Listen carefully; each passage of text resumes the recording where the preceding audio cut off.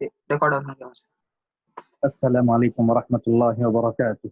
الحمد لله رب العالمين والصلاة والسلام على أشرف الأنبياء وإمام المرسلين. اللهم صل وسلم على عبدك ورسولك محمد وعلى آله وأصحابه وذرياته وأتباعه وأهل بيته وأزواجه أجمعين أما بعد. کل کے درس میں ہم نے آپ کے سامنے یہ بتایا تھا کہ ایک بادشاہ تھا جس کو نمروز کہا جاتا ہے. حضرت ابراہیم علیہ السلام اس کے پاس جاتے ہیں اور اچھے انداز سے بات کرتے ہیں اور اس کو سمجھاتے ہیں کہ تو ربوبیت کا دعویٰ چھوڑ دے، اس لیے کہ میرا رب وہ ہے جو زندہ کرتا ہے مارتا بھی ہے. تو اس نے دو ایسے لوگوں کو بلایا جو قتل کے مستحق ہو چکے تھے، ایک کو بلایا مارا، دوسروں کو زندہ چھوڑا. حضرت ابراہیم علیہ السلام نے کہا کہ میرا رب سورج کو مشرق سے نکالتا ہے تو مغرب سے نکال. قرآن تبصرہ کرتے ہوئے فرماتا ہے فَبُهِتَ الَّذِي كَفَرَ وَاللَّهُ لَا يَهْدِي الْقَوْمَ الظَّالِمِينَ. کہا کہ کافر و پریشان ہو گیا، جیسا کہ کہتے ہیں کہ وہ گونگا بہرا ہو گیا، پریشان ہوا، بات نہیں کر سکا، لہذا اللہ تبارک و تعالیٰ ظالم قوم کو ہدایت نہیں دیتا. اس آیت کے فوائد میں علامہ ابن رحمۃ اللہ علیہ نے کئی باتیں ذکر کی تھیں. اس میں ایک بات یہ تھی کہ حق جو ہوتا ہے باطل پرست کو جھکا کر پریشان کر دیتا ہے. لہذا اس مناظرے میں ہم دیکھتے ہیں کہ ابراہیم علیہ السلام مطمئن ہے. کیوں؟ اس لیے کہ اللہ تعالیٰ کی معیت خاصہ ان کے ساتھ ہے. اللہ تعالیٰ کی معیت خاصہ ان کے ساتھ ہے. اللہ تعالیٰ کی معیت خاصہ ان کے ساتھ ہے، جیسا کہ اللہ نے فرمایا اننی معکم اسمع وارا. جب اللہ تبارک و تعالیٰ کی معیت خاصہ حضرت موسیٰ کو اور ہارون کو ملی تھی تو بدرجہ اولا ابراہیم کو ملی ہوگی. چنانچہ ابراہیم علیہ السلام پرسکون انداز میں جواب دے رہے ہیں لیکن وہ پریشان ہو. تو معلوم یہ ہوتا ہے کہ حق جو ہوتا ہے باطل پرست کو جھکا کر پریشان کر دیتا ہے. اسی طریقے سے اس آیت میں اس قصے میں قدریہ پر رد ہے، جو یہ کہہ سکتے ہیں کہ انسان جو ہے فی نفسی سب بھی کچھ کر سکتا ہے، حالانکہ ہم کہتے ہیں کہ ہر چیز اللہ تبارک و تعالیٰ کی مشیت کے تابع ہے. اور ایک بات کہا، آیت کا اختتام ہوا واللہ لا یہدی القوم الظالمین سے، کہ اللہ تعالیٰ ظالم قوم کو ہدایت نہیں دیتا. ابن عثیمین رحمۃ اللہ علیہ کہتے ہیں کلما کان الانسان اظلم ابعد عن الہدایہ. کہا کہ بندہ کوئی بھی انسان ظالم ہوتا ہے تو ہدایت سے محروم ہوتا ہے. تو معلوم کیا ہوتا ہے؟ انصاف ہوتا ہے تو وہاں توحید ہوتی ہے، اور جہاں ظلم آتا ہے تو وہاں اللہ تبارک و تعالیٰ گمراہی سے جو ہے اسے جو ہے مالامال جو ہے گمراہی دے دیتا ہے. تو کہتے ہیں کہ واللہ لا یہدی القوم الظالمین کا مطلب یہ ہوا کہ جو ہدایت طلب کرے اللہ اسی کو ہدایت دے گا. یہ نمرود کے اندر حق طلبی نہیں تھی، تو اسی لیے اللہ تبارک و تعالیٰ نے اپنے عدل سے اس کو جو ہے مکمل طور پر ایمان سے محروم کر دیا. معزز حاضرین، اب ہم آپ کے سامنے ایک اہم چیز کی طرف اشارہ کریں گے، وہ ہے مناظرے کے آداب. رمضان میں ہمارے دروس ریکارڈ ہوتے تھے اور ہمارے چینل میں اپلوڈ ہوتے تھے. تیسرے پارے میں آپ دیکھ سکتے ہیں کہ ہم نے مناظرے کے آداب کی طرف اشارہ کیا ہے. مناظرے کے کیا آداب ہونے چاہیے؟ اہل علم نے بڑے اچھے انداز سے جو ہے اس کی طرف اشارہ کیا ہے. ہم جو ہے 15 آداب آپ کے سامنے جو ہے رکھیں گے. اس کی وجہ یہ ہے کہ آج کل مناظرے بہت ہوئے اور ہو بھی رہے ہیں. تو یہ مناظرے کے آداب کیا ہیں، مناظرے میں کیسے جو ہے گفتگو کرنا چاہیے، اس کے بارے میں جو ہے ہم بتائیں گے. دیکھیے، اللہ کے نبی صلی اللہ علیہ وسلم کے پاس تقریباً 8 ہجری میں شاید نجران کا عیسائی وفد آیا تھا جو یہ کہتا تھا عیسیٰ خدا کے بیٹے، اللہ کے بیٹے ہیں. تو اللہ کے نبی فرماتے ہیں عیسیٰ اللہ کے بندے اور رسول ہیں. لہذا وہ جو ہے نبی کریم صلی اللہ علیہ وسلم سے مناظرہ کرنے آئے. 80 آدمی تھے، اس میں پادری قسم کے لوگ بھی تھے، مرد بھی تھے، عورتیں بھی تھیں، متوسط مڈل قسم کے افراد بھی تھے.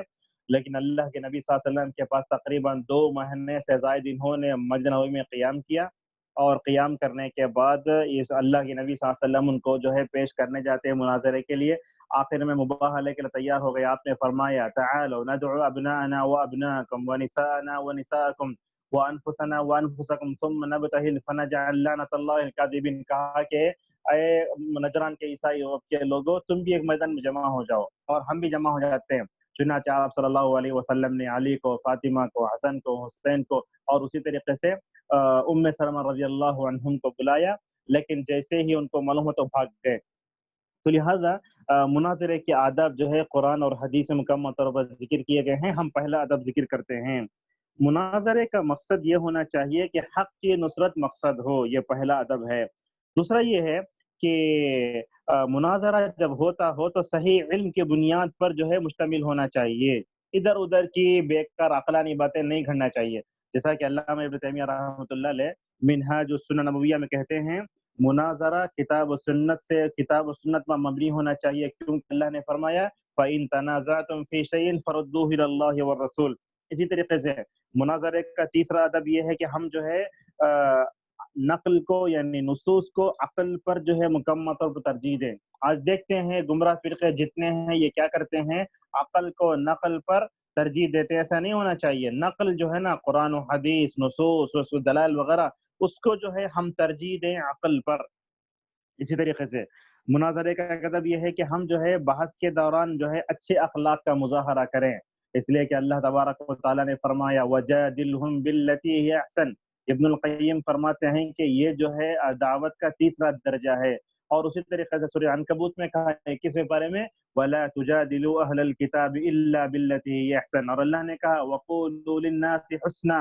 تو معلوم یہ ہوا کہ مناظرے کی جو زبان ہو اس کے اندر اچھے اخلاق ہو، شائستہ زبان استعمال کی جائے۔ اور اسی طریقے سے مناظرے کے آداب میں ایک ادب یہ ہے کہ جو دلیل اہم ہیں ان کو پہلے پیش کیا جائے، مثلا کیسے، جو دلیل قرآن سے ہے سب سے پہلے اس کو پیش کریں، آپ حدیث ہے دوسری دلیلیں ہیں اجماع امت ہے اس کو نہیں، جو دلیل اہم ہو اس کو سب کے سامنے پیش کریں۔ اسی طریقے سے مناظرے کا ایک ادب ہے کہ طویل نہ ہو، آپ دیکھیں گے مناظرے لمبے نہیں ہوا کرتے، زیادہ لمبے نہیں ہوتے۔ اسی طریقے سے مناظرے میں غریب الفاظ بھی استعمال نہیں کرنا چاہیے، مناظرے میں دلائل میں تعارض بھی ہونا نہیں چاہیے، اور اسی طریقے سے مناظرے کے آداب میں متفق علیہ چیزوں کو تسلیم بھی کرنا چاہیے، مثلا جو ہے حریف ہے اس کے سامنے جو ہے ایک حق والا آدمی اپنی دلیل پیش کرتا ہے کہ یہ حق ہے، اگر وہ متفق علیہ اس پر امت کا اجماع بھی ہے پھر بھی سامنے والا تسلیم نہ کرے تو یہ چیز صحیح نہیں ہے۔ اسی طریقے سے مناظرے کے آداب میں ادب یہ ہے کہ اشخاص، زمان و مکان کی مکمل طور پر رعایت ہونی چاہیے، ہم کس سے بات کر رہے ہیں، کس موضوع پر بات کر رہے ہیں، کس موضوع پر بات کرتے ہوئے کس حد تک جانا چاہیے، اس میں جو ہے مکمل طور پر خیال کرنا چاہیے۔ اسی طریقے سے مناظرے کے آداب میں ایک ادب یہ ہے کہ ترجیحات پر بھی ہماری نظر ہونا چاہیے، اور اسی طریقے سے مناظرے کے آداب میں جس مسئلے میں گفتگو کر رہے ہیں اس کا بھی ہمیں علم ہونا چاہیے، مثلا کسی ایک مسئلے میں گفتگو کر رہے ہیں، توحید کا مسئلہ ہے، گمراہ فرقوں سے ہماری بحث ہو رہی ہے، مثلا یہ کہ رسول اکرم صلی اللہ علیہ وسلم بشر ہیں اور سامنے والا کہتا ہے کہ رسول اکرم صلی اللہ علیہ وسلم نور سے پیدا ہوئے ہیں، ایسا اگر ہم جو ہے بشریت کو ثابت کر رہے ہیں تو ہم جو ہے اس کے مکمل دلائل کا ہمیں جائزہ لے کر اور مکمل طور پر تیاری کے ساتھ جانا چاہیے۔ تو جس مسئلے میں گفتگو کر رہے ہیں اس کا علم ہونا چاہیے، اسی لیے علامہ ابن تیمیہ رحمۃ اللہ علیہ کہتے ہیں کہ جو آدمی دعوت کا کام کرتا ہے اس کے اندر تین باتیں ضروری ہیں، ایک تو علم ہے، دوسرا رفق ہے، اور دوسری طرح تیسرا صبر ہے۔ علم چاہیے، نرمی چاہیے، صبر چاہیے، جب تینوں ہو سکتے اسی طریقے سے مناظرے کے آداب میں ایک ادب یہ بھی ہے کہ ہم جو ہے اپنے نفس کو کنٹرول میں رکھیں، سامنے والا اڑ رہا ہے، کتابیں پھینک رہا ہے، آپ سے باہر ہو رہا ہے، ناشائستہ الفاظ استعمال کر رہا ہے تو نہیں ہونا چاہیے۔ حضرت ابراہیم علیہ السلام نے پہلی دلیل دی یربی یحیی و یربی الذی یحیی و یمیت، تو اس نے کیا کہا انا احیی و یمیت، ابراہیم نے کہا تم بے وقوف ہو، ابراہیم نے دوسری او واضح دلیل دی، کہا میرا رب سورج کو مشرق سے نکالتا ہے، اگر تیرے کے اندر دم ہے تو مغرب سے نکال کر یہ بتا۔ تو معلوم یہ ہوا کہ انبیاء علیہ الصلوۃ والسلام کی طرح ہم کو بھی ضبط نفس ہونا چاہیے اور انفعالی کیفیت یعنی غصے میں نہیں آنا چاہیے۔ اللہ کے نبی صلی اللہ علیہ وسلم نے فرمایا لا تغضب لا تغضب لا تغضب، اللہ کے نبی صلی اللہ علیہ وسلم نے معاویہ بن جاہمہ کو تین مرتبہ کہا لا تغضب فرد مرارا، تین مرتبہ آپ صلی اللہ علیہ وسلم نے کہا، اور آپ صلی اللہ علیہ وسلم نے بھی فرمایا لا يقضي القاضي بین اثنین وهو غضبان، کہ جو آدمی جب غصہ ہوتا ہے قاضی تو اس وقت فیصلہ بھی نہیں کرنا چاہیے، کیوں؟ اس لیے کہ غصے کے وقت میں عدل کرنے کی صفت جو ہے بندے کے اندر چلی جاتی ہے، لہذا اصولین کہتے ہیں غصے پر قیاس کرتے ہوئے جو بھی چیز تمہاری فکر کو، تمہارے ذہن کو تشویش میں مبتلا کرے، خلل ڈالے، ایسی صورت میں تمہیں فیصلہ نہیں کرنا چاہیے۔ تو لہٰذا معلوم ہوا ضبط نفس اور انفعالی کیفیت میں نہیں آنا چاہیے۔ سلف کی دو مثالیں ہم آپ کے سامنے پیش کرتے ہیں، جب وہ مناظرہ کرتے تو کیسے ہوتے۔ تین مثالیں ابن عون رحمہ اللہ کے بارے میں آتا ہے، جب زیادہ غصہ ہوتے تو اپنے سامنے والے سے کہتے بارک اللہ فیک، ابن جوزی رحمہ اللہ جب بھی مناظرہ کرتے تو مسکرا جاتے. یہ دیکھیے عبداللہ ابن احمد ابن محمد ابن قدامہ رحمہ اللہ، عبداللہ ابن احمد ابن محمد ابن قدامہ رحمہ اللہ جب مناظرہ کرتے تو ہنس جاتے. حالانکہ مناظرہ کرتے تو آدمی کو بارو ہونا چاہیے، اپنے چہرے سے اپنے وجود سے ڈرانا چاہیے، لیکن عبداللہ ابن احمد ابن محمد قدامہ رحمہ اللہ ہنستے تو سامنے بیٹھے جو لوگ ہیں وہ بولتے هذا الشیخ یقتل خصمه بالتبسم، کہتے تو یہ تو شخص ایسے ہیں جو تو سامنے والے دشمن کو جو ہے ہنس کے جو ہے مکمل طور پر قتل کر رہے ہیں. معزز حاضرین، مناظرے کے آداب میں ادب یہ بھی ہے کہ حق جب ظاہر ہو تو فوراً مان لینا چاہیے. آج ہم دیکھتے ہیں کتاب و سنت کی کوئی بھی بات لوگوں کے سامنے پیش کرے تو اتنا بڑا عالم ہونے کے باوجود بھی کیا کرتا ہے، حدیث کی غلط تعویل کرتا ہے، یا نہیں تو جو ہے اپنے ہی مکمل طور پر موقف کو صحیح بتاتا ہے. یہ نہیں ہونا چاہیے. آدمی کو حق معلوم ہو جائے فوراً جو ہے اس کو مان لینا چاہیے. ابن الجوزی رحمہ اللہ کے بارے میں آتا ہے، دیکھیے اتنے بڑے عالم دین ابن الجوزی رحمہ اللہ کے بارے میں آتا ہے 30 سال تک نماز کے بعد یہ ذکر کی پابندی کرتے رہے. کتنے سال؟ 30 سال. 30 سال تک نماز کے بعد ایک ذکر کی پابندی کرتے رہے. 30 سال تک نماز کے بعد ایک ذکر پابندی سے پڑھتے رہے. جب ان کو معلوم ہوا کہ جو میں عمل کر رہا ہوں وہ موضوع ہے تو کہنے لگے کہ میں نے فوراً اس کو چھوڑ دیا. ماشاءاللہ. ایسے ہی ابن ہشام ابن مالک رحمہ اللہ کے بارے میں کہتے ہیں کہ میں نے ابن مالک کے ساتھ کئی مثالوں میں جو ہے کیا جھگڑا کیا، لیکن مجھے معلوم ہوا کہ حق جو ہے ابن مالک کے ساتھ ہے. تو دونوں حق و باطل پر مناظرہ ہو رہا ہے یا کسی بات پر مناظرہ ہو رہا ہے تو حق پرست جو بات کہتا ہے باطل پرست کو فوراً اپنی بات مان لینا چاہیے. اور اسی طریقے سے مناظرے کے آداب میں سے ادب یہ بھی ہے کہ اگر مناظرے میں ایک آدمی کامیاب ہو گیا تو دوسروں کے سامنے ذکر کر کے ریاکاری نمود نہیں کرنا چاہیے. کیوں؟ اس لیے کہ اس کا مقصد کیا ہے، احقاق حق کو ثابت کرنا ہے. اور اسی طریقے سے مناظرے کے آداب میں ادب یہ بھی ہے کہ موضوع سے ہٹنا بھی نہیں چاہیے. آج ہم لوگ دیکھتے ہیں کہ آدمی بات کر رہا ہے کسی ایک موضوع پر، اس کو لا کر جو ہے موضوع سے ہٹ جاتے ہیں. نعوذ باللہ. معزز حاضرین، آج جو مناظروں کی جو کیفیت بن کر رہی ہے اس پر بھی ہم ایک حل کی روشنی ڈالنا چاہتے ہیں. وہ کیا ہیں؟ آج مناظروں میں اسلام کی حقانیت کو ثابت کرنے کے بجائے لوگ جو ہے اسلام کو بدنام کر رہے ہیں. آج مناظرہ تو ہو رہا ہے مگر اخلاق سے عاری ہے. نعوذ باللہ. کیسی کیسی مثالیں سمجھتے ہیں. ایک جمہور کے پاس جو ہے نطفہ جو ہے پاک ہے، بعض لوگوں کے پاس جو ہے وہ کیا ہوتا ہے، ناپاک ہے. اب ایسے اس میں کیا ہوتا ہے، آدمی ایک دوسرے کے نطفے پر، پیدائش پر، نسب پر نعوذ باللہ بولتا، ایسا نہیں ہونا چاہیے. تو مناظرہ کرتے ہوئے ہم کیا ہیں، اخلاق اور جو ہے دائرے سے باہر نہ جائیں اور نائش شائستہ زبان استعمال بھی نہیں کرنا چاہیے. اور اسی طریقے سے ہم لوگ دیکھتے ہیں کہ کچھ لوگوں کو مناظرہ کرنے کی صلاحیت بھی نہیں ہوتی لیکن پھر بھی وہ مناظرہ کرنے کے لیے اتر جاتے ہیں. اور یہ بات یاد رکھیں، مناظرہ جو ہوتا ہے اس کا مقصد اسلام کی حقانیت کو ثابت کرنا ہے، اپنے مذہب کو ثابت کرنا نہیں ہے. آج کیا ہوتا ہے، اشخاص کا دفاع ہو رہا ہے، اسلام کی طرف سے دفاع نہیں ہو رہا ہے. تو احقاق حق کا مطلب یہ ہے کہ ہم اسلام پر جو آنچ آ رہی ہے اس کو مکمل طور پر ہم دور کریں. اور اسی طریقے سے آج مظاہروں میں جو بات ہو، مناظروں میں جو بات ہو رہی ہے، مار پیٹ ہو رہی ہے. جو حریف ہوتا ہے اگر سامنے والا جیت جاتا ہے تو رات میں جا کے نعوذ باللہ اس کو ختم کر دیا جاتا ہے. یہ بھی جو ہے صحیح نہیں ہے. اور اسی طریقے سے مناظرے مذاہب کے درمیان میں ہوتے تھے. ان کیا ہے، اسلام، عیسائیت. آپ دیکھیں گے علامہ ثناء اللہ امرتسری رحمۃ اللہ علیہ، ان کو مناظر اسلام کہا جاتا تھا. انہوں نے کیا کیا، ماشاء اللہ قادیانیوں سے مناظرہ کیا اور اسی طریقے سے عیسائیوں سے مناظرہ کیا اور ماشاء اللہ کسی بھی مناظرے میں وہ ناکام نہیں ہوئے. اور ایک بات کہنے لگے مرزا غلام قادیانی سے، اگر تو حق پر ہے تو تو پہلے مرے گا، اگر میں حق پر ہوں تو میں پہلے، اگر تو حق پر ہے تو میں پہلے مر جاؤں گا، اگر میں حق پر ہوں تو میں لمبا جیوں گا. ایسے ہی ہوا کہ مرزا غلام قادیانی کے جو ہے تقریباً 40 سال کے بعد امرتسری رحمہ اللہ کا انتقال ہوا ہے. تو مناظر اسلام امرتسری رحمۃ اللہ علیہ کا جو ہے جو طریقہ تھا بڑا اچھا تھا. وہ مناظرہ کرتے ہوئے کبھی جو ہے اخلاق کے دائرے سے نہیں جاتے تھے. اور احمد دیدات کو بھی دنیا جانتی ہے، جن سے ذاکر نائک جو ہے متاثر ہوئے تھے. احمد دیدات بھی دنیا عیسائیت سے بڑا اچھا مناظرہ کرتے تھے. ایسے بہت سے نام ہم نے چند نام آپ کے سامنے لیے. الحمدللہ آپ دیکھتے ہیں کہ مالی اعتبار سے تو کافروں کو، مشرکوں کو، یہودیوں کو، منافقین کو ہمارے اوپر تسلط ہے، لیکن اللہ تبارک و تعالیٰ کا شکر کے دلائل کے میدان میں امت مسلمہ ساری دنیا پر غالب ہے. اگر دلائل کی بات کریں گے تو اسلام کا پلہ اتنا وزندار ہے، بھاری ہے کہ دنیا کا کوئی مذہب ماشاءاللہ اس حق اسلام کی حقانیت اور اس کے دلائل کا جو ہے کیا نہیں کر سکتا، مقابلہ نہیں کر سکتا۔ تو آج کہ اسلام میں، عیسائیت میں، یہودیت میں، نصرانی مناظرے ہوتے تھے، لیکن مناظرے کے دائرے اور مجال کو تنگ کر کے آج ہم دیکھتے ہیں کہ حنفی کا مقابلہ جو ہے شافعی سے، شافعی کا مقابلہ حنبلی سے، حنبلی کا مقابلہ جو ہے مالکی سے، یہ ایسا ہونے لگا ہے، اور مار پیٹ بھی نعوذ باللہ ہونے لگی ہے، تو ایسا نہیں ہونا چاہیے۔ تو بہرحال اگر آپ جو ہے مناظرے کے آداب پر اگر کچھ جاننا چاہتے ہیں تو علامہ امین شنقیطی رحمۃ اللہ علیہ کی کتاب آداب المناظرہ، اس کتاب کا مکمل طور مطالعہ کر سکتے ہیں۔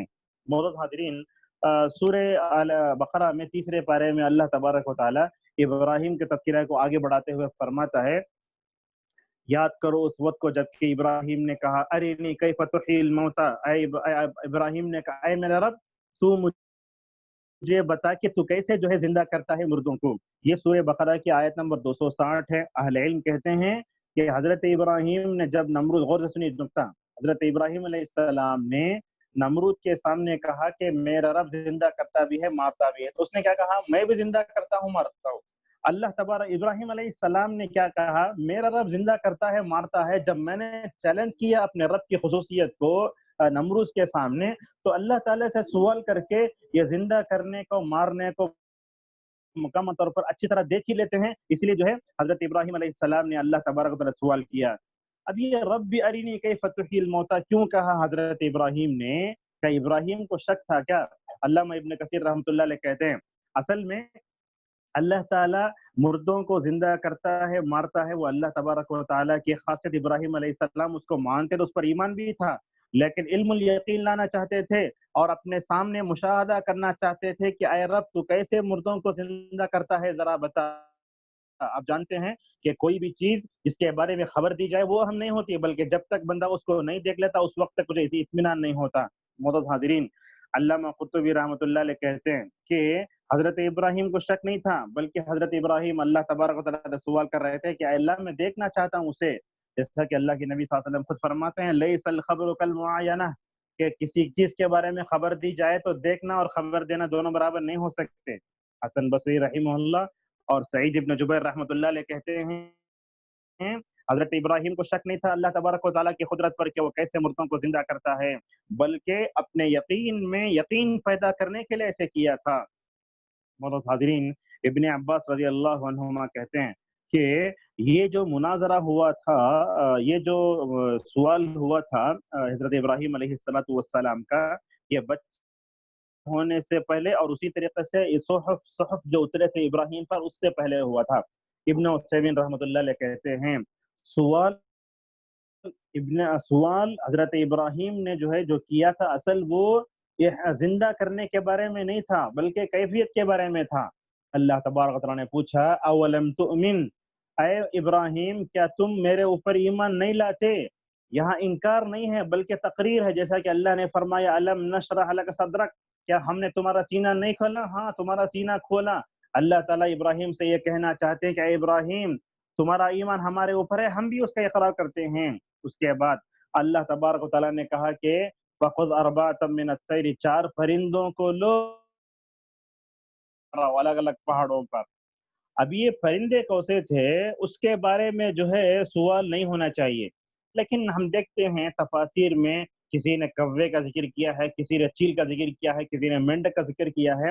علامہ ابن عثیمین رحمۃ اللہ علیہ کہتے ہیں کہ لم یقید ولم یعین اللہ تعالی تلک الطیور، اللہ تعالیٰ نے ان پرندوں کو مقید بھی نہیں کیا اور ان پرندوں کو معین بھی نہیں کیا، لہذا اللہ تبارک تعالیٰ جب تک پرندوں کا نام ذکر نہیں کیا تو ایسے وقت میں پرندوں کے کون سے پرندے تھے اس کے بارے میں سوچنا بیکار ہے۔ انشاءاللہ اسی آیت کو آگے بڑھاتے ہوئے کل ہم آپ کے سامنے درس دیں گے۔ اللہ تبارک و تعالیٰ ہمیں ابراہیم علیہ السلام نے جیسے مناظرہ کیا تھا ویسے ہی ہمیں ادب کے ساتھ جتنے مناظرے کے آداب بتائے گئے ان تمام باتوں کا ہمیں خیال کا توفیق عطا فرمائے۔ وآخر دعوانا ان الحمد للہ رب العالمین۔